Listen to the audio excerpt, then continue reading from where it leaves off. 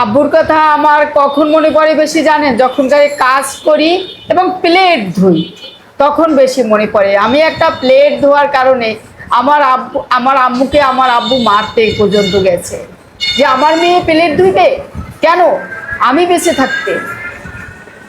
অথচ আপনি এখন হোটেলের সব প্লেট আপনি খান। জি, আমি ধুই প্লেট না শুধু ভাই, এই হোটেলের যত ঝাড় টাড় দেওয়া, যত পরিষ্কার পরিচ্ছন্ন দেখে, সব কিছু আমার করা। আপনার আব্বা যদি এই জিনিসটা দেখতো, আব্বু যদি বেঁচে থাকতো আর এই কাজ করতে দেখতো, হয়তো সে মনে হয় বাঁচতই না। একেবারে রিয়াল কথা ভাই। আমার আব্বুর ইচ্ছেই ছিল না আমি কোনোদিন কিছু করি। সব বাবা মায়ের ইচ্ছা থাকে ডাক্তার হোক, ইঞ্জিনিয়ার হোক, অমুক করুক সমুক করুক। আমার আব্বুর ইচ্ছেই ছিল আমি শুধু ঘুরবো আর খাবো আর হাসবো।